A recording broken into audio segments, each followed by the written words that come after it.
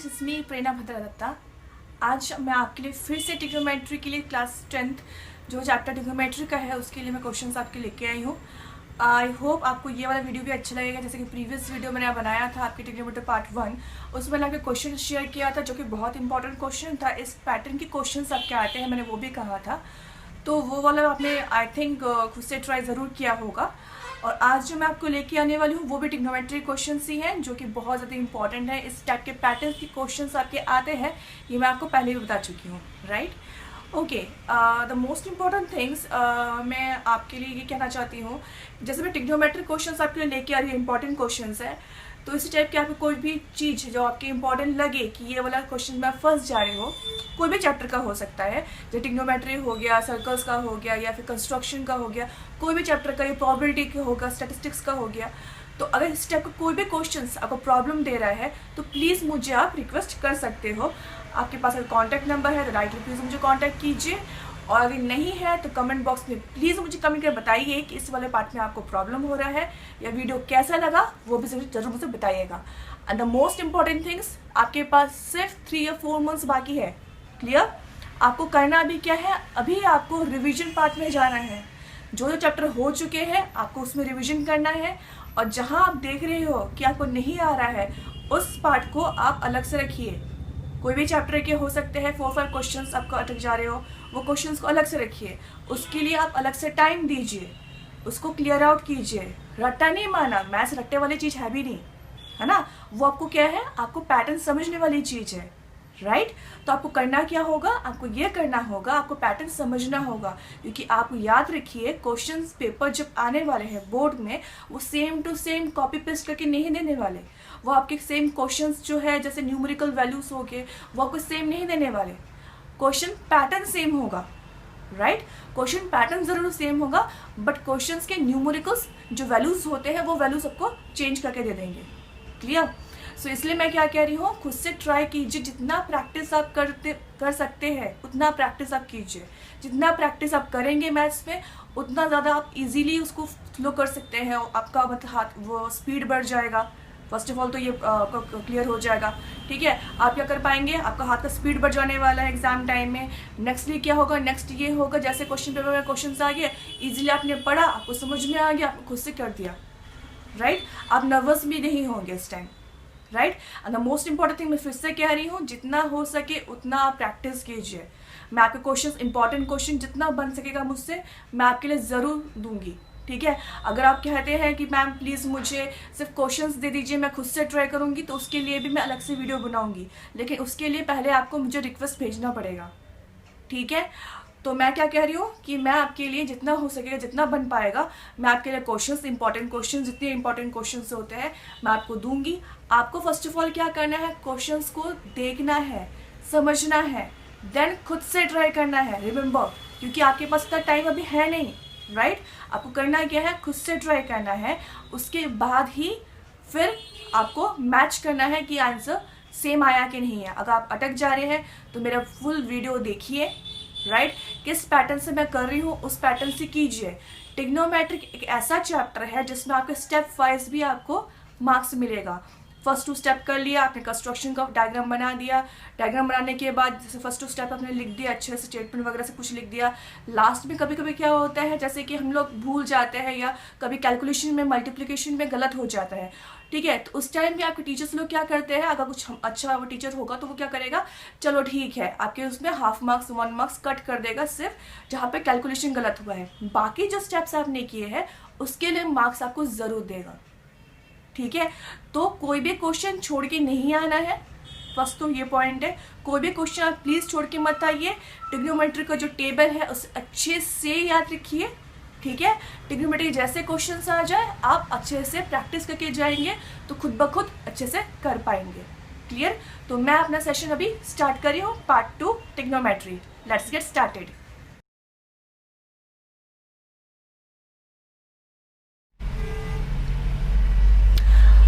Okay guys, ये वाला question आपके स्क्रीन में पहले आ चुका है, वहाँ से आप क्वेश्चन को नोट कर दीजिए, ठीक है। और मैं आपके लोगों के लिए पढ़ भी दे रही हूँ।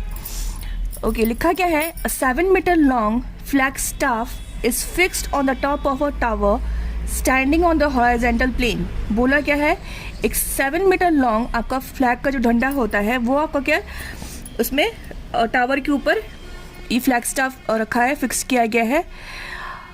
From the point on the ground, the angles of elevation on the top and bottom of the flag staff are 60 degree and 45 degree respectively. तो फ्लैग स्टाफ जो आपके एक टावर जो है वो आपका मतलब क्या बोला गया है कि एक एंगल ऑफ एलिवेशन फॉर्मेशन कर रहा है, ठीक है। ग्राउंड के हिसाब से एक एंगल ऑफ आपका फॉर्मेशन की जा रही है, उसमें आपके 2 एंगल ऑफ फॉर्मेशन हो रही है, एक 60 डिग्री में और एक हो रहा है 45 डिग्री में, ठीक है। तो बोला क्या है, find the height of the tower correct to the 1 place of decimal. आपको टावर का हाइट निकालना है, वो भी डेसिमल में, 1 पॉइंट डेसिमल में आपका आंसर होना चाहिए। क्लियर? ओके। तो फर्स्ट ऑफ ऑल मुझे इसमें कोई फिगर वगैरह नहीं दिया गया है, मुझे खुद से इसका फिगर बनाना होगा, राइट। तो जैसे मुझे खुद से फिगर बनाना है तो मुझे क्या करना है, फर्स्ट ऑफ ऑल क्वेश्चंस को फिर से अच्छे से पढ़ना है। ओके। तो बोला क्या है, 7 मीटर लॉन्ग आपका फ्लैग स्टाफ है, राइट, जो फिक्स किया गया है एक टावर के ऊपर, राइट। और बोला क्या है, एंगल ऑफ एलिवेशन के बारे में बोली गई है। एंगल ऑफ एलिवेशन 2 आ रहा है इसमें, एक 60 डिग्री में आ रहा है, ठीक है, और एक 45 डिग्री में आ रहा है। ओके। नेक्स्ट मुझे टावर का हाइट बोला है निकालने के लिए, राइट। टावर के ऊपर आपका फ्लैग है, तो जो फ्लैग का एलिवेशन है 60 डिग्री, टावर का एलिवेशन है 45 डिग्री। आपको निकालना है क्या, टावर का हाइट निकालना है, find the height of the tower, right. So हमें फर्स्ट ऑफ ऑल इसका डायग्राम बनाना है। क्या बनाएंगे, मान लेते हैं कि ये मेरे लिए टावर है, ठीक है। ये मेरे लिए क्या हो गया, टावर हो गया। इसके ऊपर मेरे लिए क्या हो गया, मैंने एक 7 मीटर का फ्लैग स्टाफ बना दिया, राइट। फ्लैग स्टाफ का हाइट कितना था, 7 मीटर। ये मेरे लिए 7 मीटर, ठीक है। सिर्फ यहाँ से यहाँ तक मेरे लिए 7 मीटर है। ये वाला हाइट मेरे लिए अननोन है, मैंने इसको x मान लिया। क्लियर? इसका बेस भी, जो ग्राउंड का बेस है वो मुझे नहीं पता, मैंने इसको y मान लिया। क्लियर? ओके। अब मैं क्या कर रही हूँ, इसमें ले रही हूँ कि ये A, ये B और ये C है। क्लियर?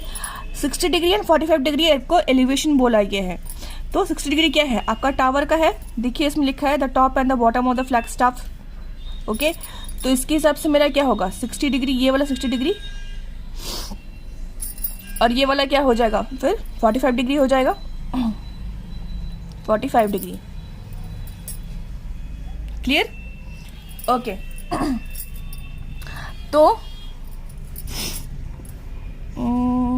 अच्छा, ये वाला नाम देने मैं भूल चुकी हूँ, ये वाला मेरे लिए डी हो गया। ओके ओके, राइट नाउ हम क्या करेंगे, अगर हम लोग ये छोटा वाला ट्रायंगल लेते हैं, that is A B D, right. A B D में आपको क्या दिख रहा है, अगर हम लोग छोटा वाला ट्रायंगल लेते हैं जो आपका ए बी डी है, तो हमको दिख क्या रहा है, ये वाला मेरा 45 डिग्री है, ये दिख रहा है, ये एक्स दिख रहा है हमको, और ये हमको वाई दिख रहा है, राइट। यही तो है और कुछ तो है नहीं इसमें,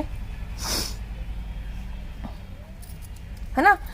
ओके, तो हम क्या लिखेंगे इसमें, in triangle A B D, हम पहले ये वाला ट्रायंगल लेते हैं, स्मॉल ट्रायंगल लेते हैं।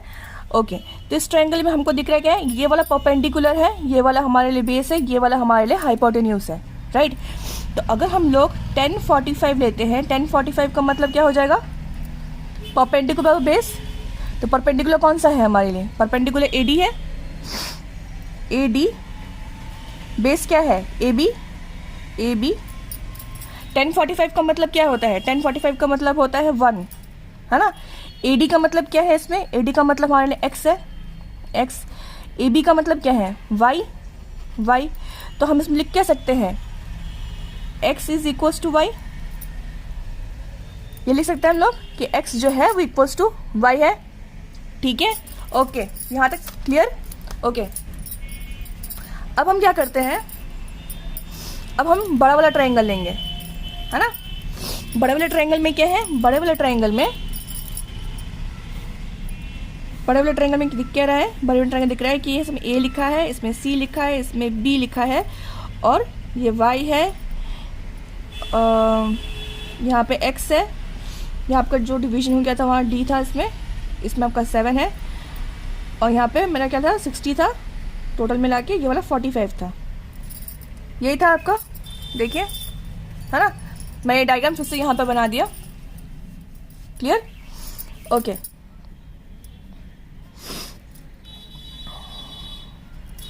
ओके, अब इसमें बोला क्या है, मैंने अभी बड़ा ट्रायंगल लेना है, तो इन ट्रायंगल कौन सा ट्रायंगल लेना है मुझे, अभी ए बी सी लेना है, राइट।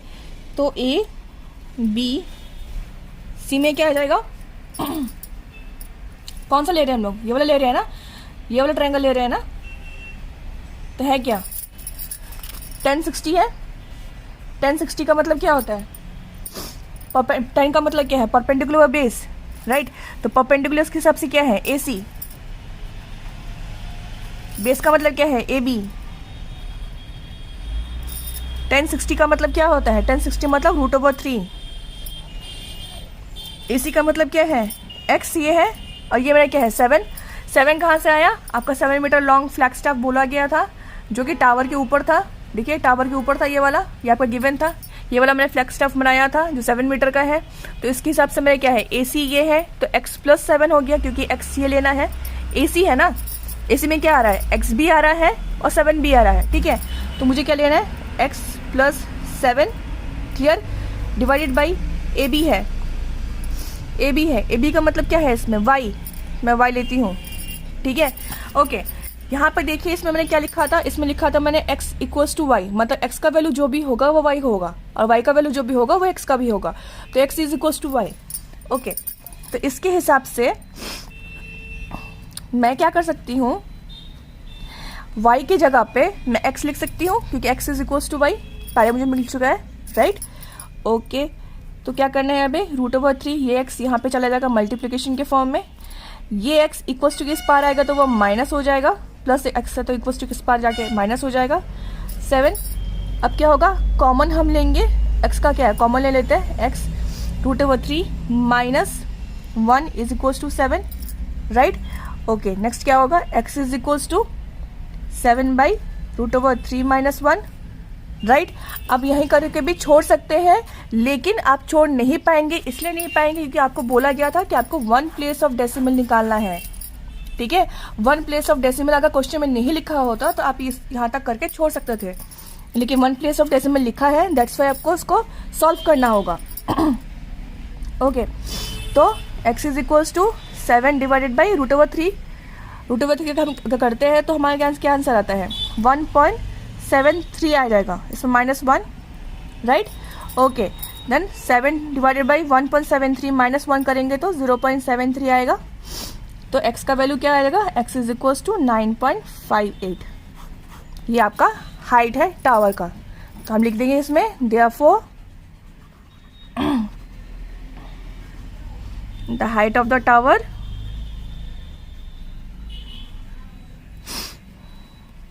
कितना है, इज 9.58 मीटर।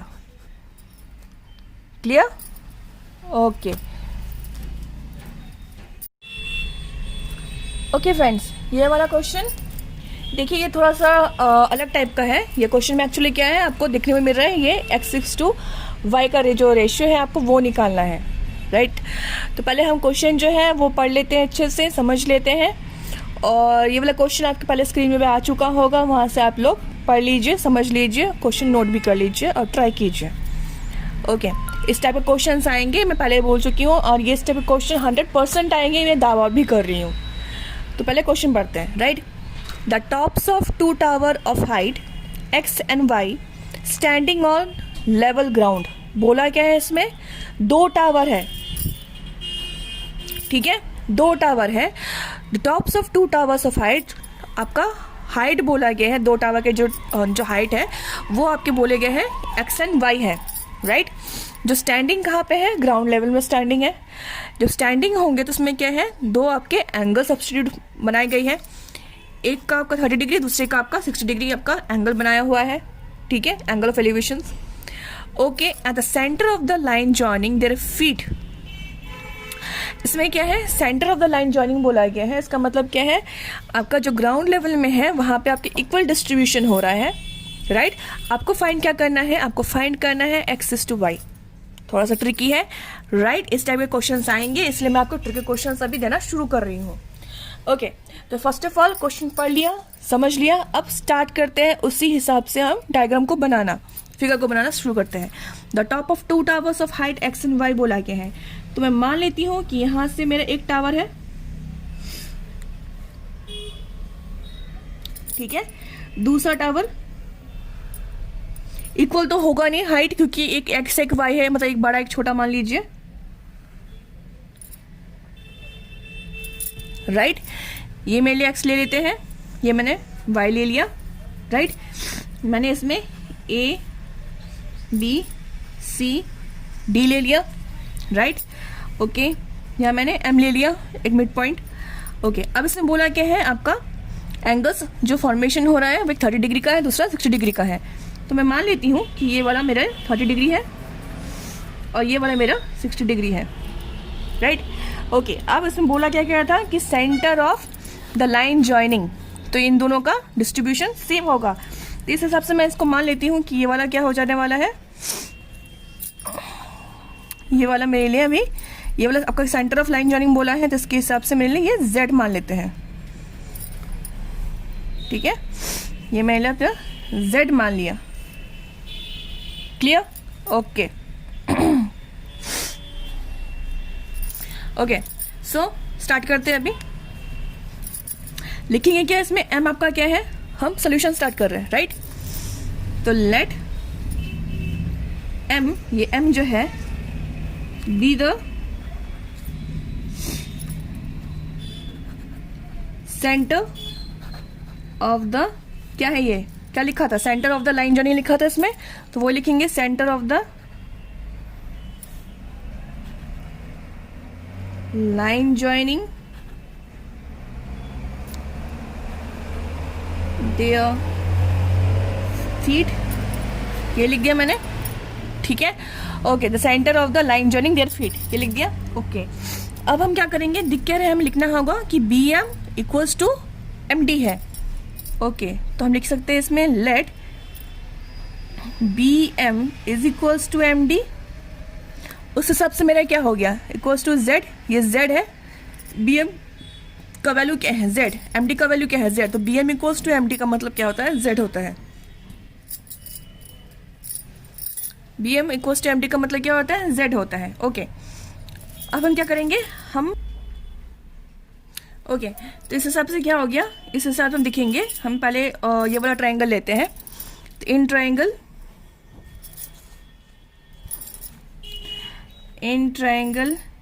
ए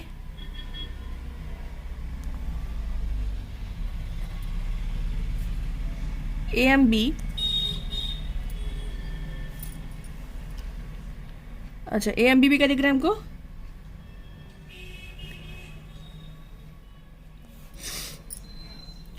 हमें क्या पता है ए एम बी का मतलब क्या है, 10 लेना है, 10 का ये क्या है 30, मतलब क्या है परपेंडिकुलर पर बेस, तो परपेंडिकुलर क्या है ए बी, बेस का क्या है बी एम, है ना। ओके, 10 30 का मतलब क्या होता है 1/√3। आपको टेबल अच्छे से याद रखना होगा, ठीक है। 10 30 का मतलब 1/√3। ए बी का क्या है, ए बी एक्स है, बी एम क्या है जेड। तो हम क्या कर सकते हैं, इसमें लिख सकते हैं कि x इज इक्वल्स टू, ये z क्या ऊपर चला जाएगा, तो z इंटू 1/√3, ये इक्वेशन नंबर 1। क्लियर, यहाँ तक क्लियर है। टेबल याद नहीं रखोगे तो नहीं कर पाओगे। आपको 10 30 फर्स्ट ऑफ ऑल मिल गया, क्या है टेबल्स के हिसाब से 1/√3 है। 10 का मतलब क्या होता है परपेंडिकुलर बेस, तो इस हिसाब से परपेंडिकुलर में क्या हो गया ए बी हो गया, बेस क्या हो गया बी एम हो गया। ए बी का मतलब क्या है एक्स है, तो मैंने एक्स यहाँ पे पुट किया। बी एम का मतलब क्या होता है जेड है, तो मैंने जेड यहाँ पे पुट किया। मैंने क्या किया, इस जेड को यहाँ पे लेके गई तो क्या वो होगा मल्टीप्लिकेशन हो गया, तो x is equals to z into 1/√3। ये मेरा इक्वेशन नंबर 1 है, ठीक। अब हम दूसरे बड़े वाले ट्रायंगल में जा रहे हैं। तो क्या करना है हमको, इन ट्राइंगल CMD क्या हो जाएगा इसमें, 10 क्या लिखेंगे, ये वाला कौन सा है हो रहा है 60 डिग्री, तो 10 60 डिग्री मतलब क्या है, परपेंडिकुलर बेस, उसके हिसाब से परपेंडिकुलर क्या मेरा CD, बेस का क्या है MD,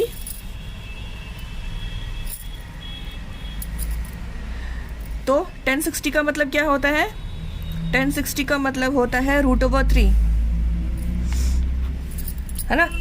ओके, CD का मतलब क्या होता है, CD का मतलब होता है Y, और MD का मतलब क्या होता है Z, है ना। ओके, इस हिसाब से क्या हो जाएगा, Z यहाँ पे क्या है तो Y = Z × √3, ठीक है। ये मेरी इक्वेशन नंबर 2, क्लियर। मैंने क्या किया इसमें, फर्स्ट ऑफ ऑल ये वाला ट्राइंगल लिया, 1060 है, 1060 लिया, 10 का मतलब परपेंडिकुलर पर बेस होता है, परपेंडिकुलर मेरा CD है, ये मेरा बेस है MD, तो CD क्या है Y, MD क्या है Z, तो Y/Z लिखा, ये Z यहाँ पे जाएगा तो मल्टीप्लिकेशन हो जाएगा, तो क्या हो जाएगा Y = √3 × Z, ठीक है, Y = Z × √3 हो गया, तो ये मेरा इक्वेशन नंबर 2 हो गया। अब हमें मिल क्या रहा है, हमें मिल रहा है 2 इक्वेशन, इक्वेशन नंबर 1 ये, इक्वेशन नंबर 2 ये। क्वेश्चन पूछा क्या गया था, x/y निकालना है, उस हिसाब से मेरा क्या हो जाएगा, फ्रॉम इक्वेशन 1 and 2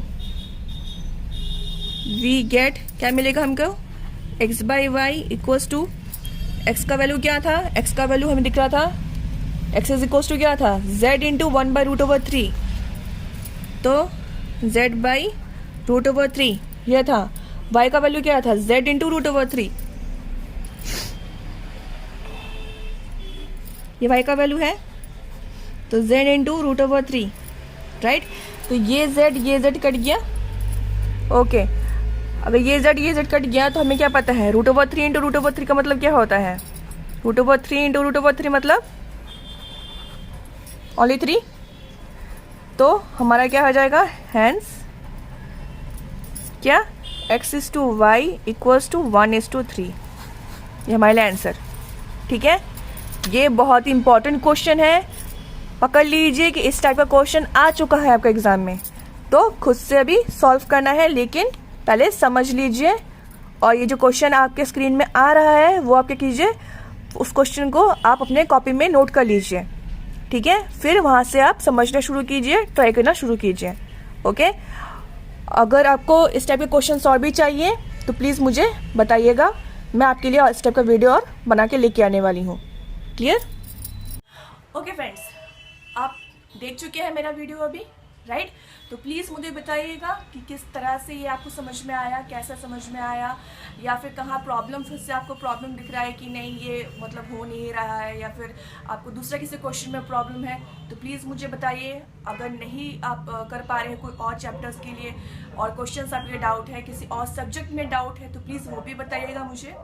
एंड ये वीडियो को प्लीज़ लाइक कीजिएगा, सब्सक्राइब कीजिएगा, और अपने बेस्ट फ्रेंड्स, अपने फ्रेंड्स सर्कल में जितने भी ग्रुप्स के जितने फ्रेंड्स हैं उसके साथ प्लीज़ शेयर कीजिएगा, राइट। एंड या नोटिफिकेशन बेल के आइकन में ज़रूर क्लिक कर दीजिएगा, क्योंकि मैं इस तरह से बहुत सारे सब्जेक्ट्स के ऊपर आपको इंपॉर्टेंट क्वेश्चंस के बताने वाली हूँ, राइट। और या बोर्ड एग्जाम्स सामने आ चुके हैं, तो कीप प्रैक्टिसिंग, बट रिलैक्स भी रहेगा। नर्वस होंगे तो कुछ नहीं कर पाएंगे, फर्स्ट ऑफ ऑल, ठीक है। आप अगर नर्वस हो जाएंगे तो कुछ भी नहीं कर पाएंगे। तो आपको क्या करना है, नर्वस नहीं होना है, आपने अपने खुद के लिए भी टाइम देना है, कि ये नहीं है कि मैं 24 आवर्स से पढ़ती रहूँ, वो नहीं करना है। आपको क्या करना है, एक टाइम आप डिसाइड कर लीजिए कि मुझे इस आवर से इस आवर टोटल ये टाइम मुझे पढ़ना है, कोई मुझे डिस्टर्ब नहीं करने वाला इस टाइम में। स्विच ऑफ कर रखिए अपने फ़ोन को, ठीक है। व्हाट्सएप ग्रुप, गेम वगैरह आप बाद में खेलिए, ओके।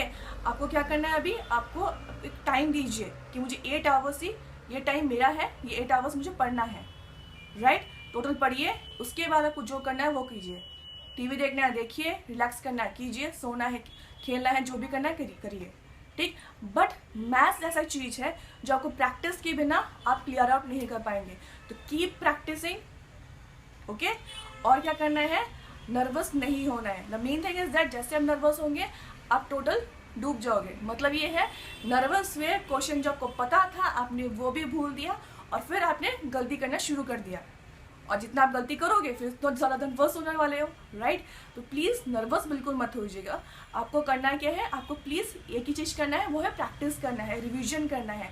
जो आपको लग रहा है कि नहीं मुझे ये वाला सेशन बहुत अच्छा लग रहा है, या आपको ये लग रहा है कि नहीं ये वाला जो चैप्टर है ये बहुत ज़्यादा ईजी है, आपको लगता है कि मतलब ये होता है ना कि जो ईजी पार्ट होते हैं पहले आप वो रिविजन करना शुरू कर दीजिए, ठीक है। जो आप इजी पार्ट्स है फर्स्ट ऑफ ऑल वो रिवीजन कीजिए, जो हार्ड वाले पार्ट्स है उसको अलग से रखिए, अलग से ज़्यादा टाइम दीजिए। ये ऐसा कर लीजिए कि मुझे ये 7 डेज़ के अंदर ये 2 डेज़ ऐसा होगा जिसमें सिर्फ मुझे मैथ्स ही मैथ्स करना है, जो हार्ड पार्ट है, ओके। वो हार्ड पार्ट लेके बैठिए, खुद से कीजिए। मैं फिर से दोहरा रही हूँ, खुद से कीजिए।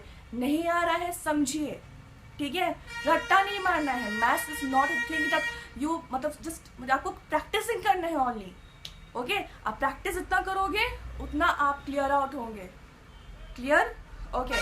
Till then bye. मैं नेक्स्ट वीडियो में आपकी वो रिक्वेस्ट वीडियो बनाने वाली हूँ जो आप मुझे बताओगे कौन से पार्ट में आपको हार्ड लगा है। तो मुझे जितना हो सके आप कमेंट बॉक्स में मुझे कमेंट कर सकते हैं, लिंक दिया है उसमें मुझे आप कनेक्ट कर सकते हैं, या जिसके पास कॉन्टैक्ट नंबर है मुझे डायरेक्टली कॉन्टैक्ट भी कर सकते हैं। Till then bye bye.